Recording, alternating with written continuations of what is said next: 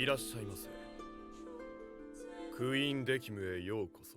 これよりお二人にはゲームをしていただきます。やっぱりいたんだ。シュート。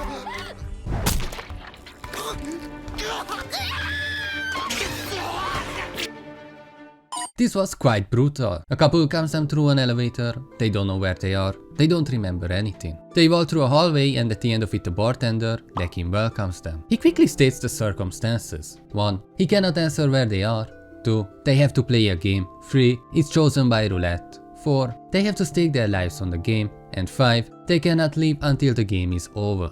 They obviously try to leave, but there is no exit and the lift doesn't work either. However, they still refuse to play. Well, at least until they see this. Bodies hanging from the roof. Decim keeps repeating that they don't want to know what happens if they don't play, saying that in the most monotone way possible, which somehow makes it even more creepy. Darts is the chosen game with only one single rule. The first to get to 0 point wins. The only difference from normal dart is that the targets are body parts instead of simple numbers. These are linked to their nerves, which means that they will feel pain whenever a dart pierces through them. As expected, they try it, they both feel pain, and this is where it will get even more exciting. Decim tells him that they can just miss every dart, so they won't feel pain, but he will lose the game, while also reminding him that this is a game with their lives on the stake. He tells her that she misses her dart, but he doesn't. He's scared of dying. In the next turn she actually slips and unintentionally causes him pain, to which he kind of loses it, but she tells him that just don't hit her in the belly cause she is carrying his child. He calms down, he is happy knowing that he will be a father, throws the dart, yet still hits her belly as part of his memories start to come back. He's suddenly not so sure that it's his child, saying that he heard it on his wedding that she is having an affair. She keeps repeating that it's not true. He doesn't believe it, but at the end she convinces him that they were talking about their childhood friend and not about her. However, she quickly steals the last dart as her memories come back, showing that she had a happy life with him, but they are not alive anymore. Decim explains that they are indeed dead. After that, people either reincarnate or die forever, but for a select few, that brings them to Quindecim, a bar where only pairs of people who die at the same time can enter. Attending the bar, Decim challenges them to a life-threatening game, and based on how they react to their past memories, Decim decides if they are worthy of reincarnation or should be dead forever.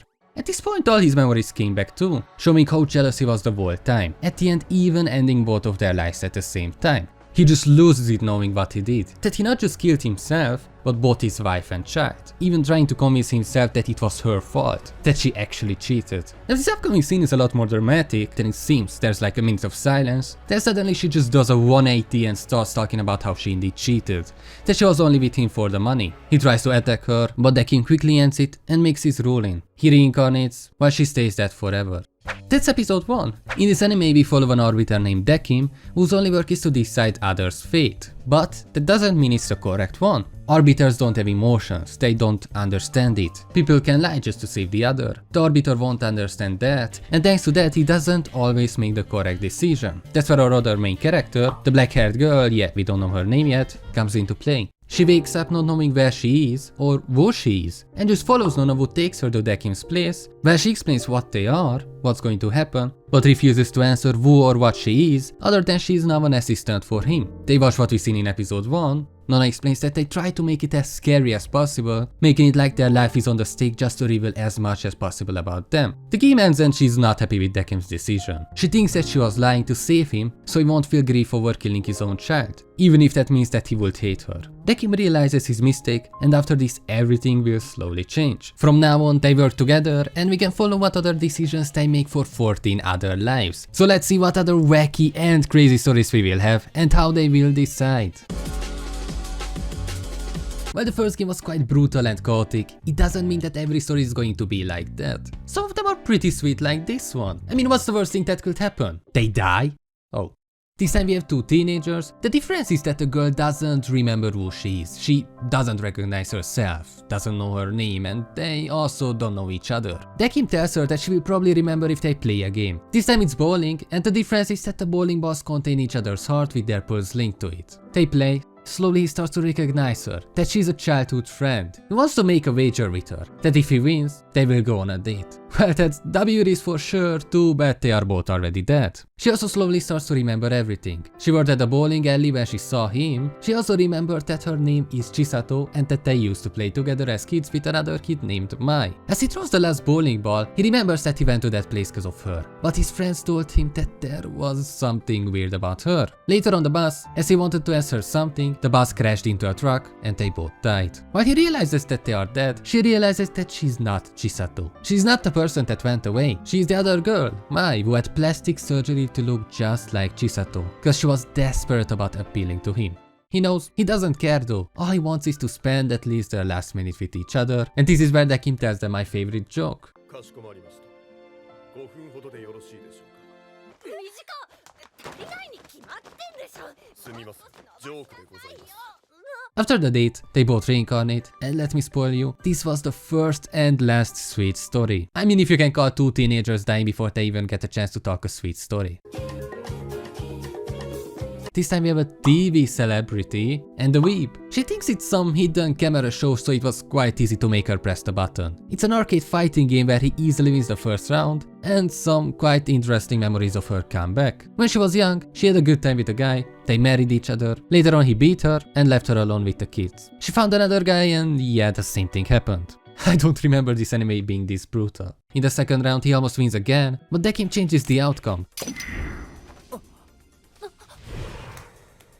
Something he does quite frequently when things doesn't go the way he wants it to. For example, he did it in the first game, where she hit the dart despite trying to miss. It was cause Decim changed the outcome. His memories is about his parents having a divorce, but nothing brutal yet. Slowly they start to realize that this might not be a TV show and their life is actually in danger.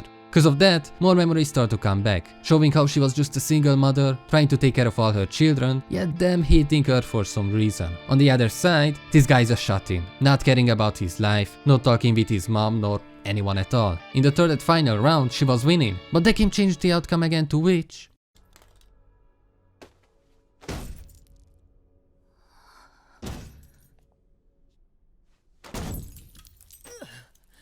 she tried to kill him in hope to win. I really like it, by the way, how the anime presents past memories. It's just like 3 seconds long, yet it tells you so much about the person. We see his mom making him food, trying to talk with him, yet he refused to. All she wanted was him calling her mom for once. Then at the end we see him falling out of a window, implying that he tried to end his life. All of this in like 10 seconds, and we know how his whole life went down. Same thing with her. Whatever she received at home, out of frustration she gave it back at work, and well, not everyone just accepted that. They realize they are both dead, to which she completely loses it. She feels like she was deceived throughout her whole life, having 5 children before even realizing it. I mean, I thought most people would realize that doing it raw with random people that you barely know not worth it, but I guess better late than never. Her life was finally getting better. She was doing something she liked, and she thought it's finally her time to be happy together with his children, just for it to end in a moment. They both realized their mistakes even if it's too late. Despite he ending his life, he reincarnated, and she stayed dead forever.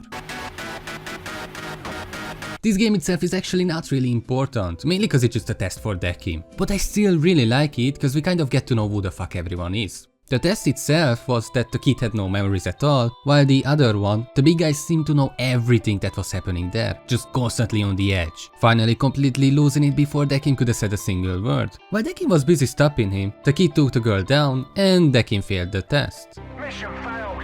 We'll get 'em next time.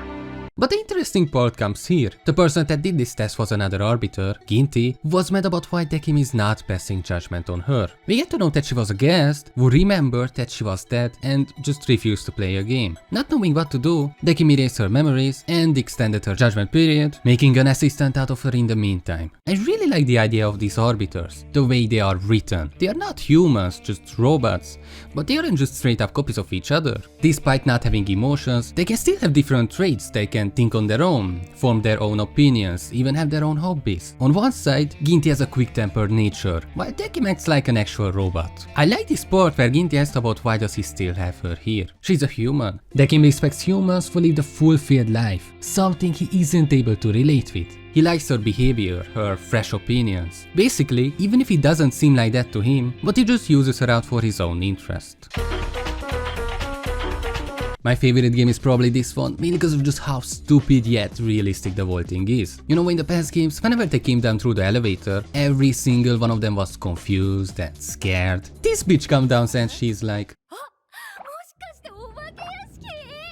singing the whole time as she walks through the hallway. This time we actually follow Ginti passing a judgment, and I love the contrast between the two arbiters. Decim is elegant, takes his time explaining the rules, while Ginti is like, just play the fucking game, man. Well, the person that died the same time as her is an idol, and it's kind of hard to explain how she will react to that, so I will just show it.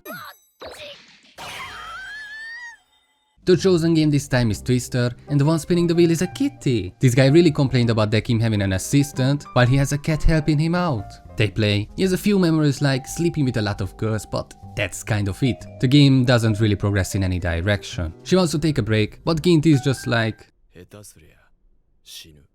I just love how different he is. He doesn't try to imply that they might die, he just straight up says they will, while forcing the game to be a lot harder. How could he make Twister harder? You know, he just makes the floor lava, then wind, then ice, then all the other platforms just disappear, which finally triggers some memories. Being an idol is not an easy thing. Everything that happens with anyone related to you will be public. He broke up with his girlfriend, and I can only assume, but because of the immense pressure from things like paparazzi and social media, she committed suicide. The girl is a huge fan of him, even trying to give up her life for him. However, he tries to save her. He doesn't want anyone to die because of him again, but he can't hold her for forever, and she falls to her death. To that he remembers that he was sleeping with a girl, more specifically the sister of the one that committed suicide, who left him a gift at the end. Now he had a tragic death, but what about her? What is her sad story? How did she die?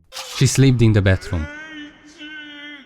That's it. As funny as it is, the problem with that is that Ginti can't judge her. There is just nothing about her. So Ginti tries to force the judgment for 5 episodes in a row. What did they do in the meantime? Oh, they just had an idol concert, cause why not?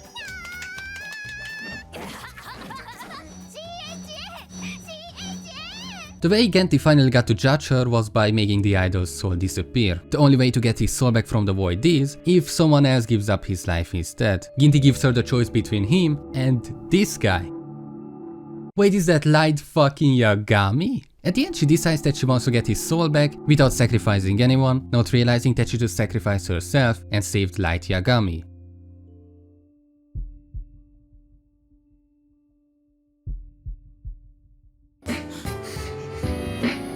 This one is probably one of the most well written one. This story is different because one of the guests killed someone. Yeah, technically that already happened in the first episode, but that wasn't intentional. One of them is a detective and the other one is, well, a normal guy. I don't know what else to call him. They are confused just like everyone else. The detective sees through Decim's eye that he doesn't want to kill them, yet he isn't lying either. So he goes into playing a game. The chosen game is air hockey. As they play, he remembers that both of his parents died. Because of that he had to start working, gave up on all his dreams, just in hope that at least his sister can have a normal life. One day as he got home from work, he found her beaten up, crying. He knew that his sister had a stalker, even went to the police with it, but they didn't do anything. On the other side, the detective found his wife dead by murder. By that point, both of them just wanted to leave and kill whoever hurt or murdered their loved ones. In the meantime, he realized that he already did it. He entered the home of the stalker and killed him. But he wasn't the only stalker, there was someone else watching. The detective did the same thing, avenged his wife, which made him go crazy just wanting to kill everyone that might have done something bad. The detective came across the case of his sister and started investigating it, even watching her getting hurt. He could have easily stopped him before anything happened, but he didn't want it to. He wanted a reason to kill him. He needed a victim beforehand. He arrived at the house of the stalker, but someone already did the job before him. As he wanted to inspect the body, he got stabbed in the back. Knowing that the detective didn't do anything, this guy's last wish was for him to feel the same pain.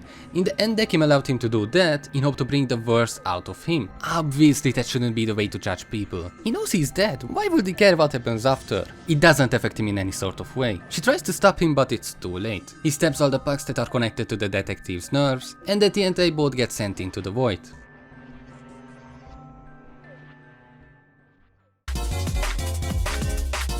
This is the final game, but before that there was another one, a really sweet one of an old lady, but there just wasn't anything interesting about it. The final game is about the black-haired girl, or more known as Chiyuki. She cannot stay there for any longer. Humans cannot live in that kind of environment. Her last wish was to skate for one last time, since that was one of her only memories. She remembered why she loved it so much, it was all she cared about. But an injury ended the dream quite quickly. Decim really wanted her to talk about her emotions, about how she felt at certain moments. He tried to understand the meaning of emotions. Even went as far as drugging her just to show her what happened after she died, how much her mother missed her. He proposed her a solution that she can come back to life in exchange of someone else. She wants to talk with her mom, she wants to apologize for everything, but she just doesn't want to press the button. Everyone has feelings for someone. Even if she doesn't know who dies, there is someone who cares about them. But she just wants to talk with her mom, to which Decim completely loses it.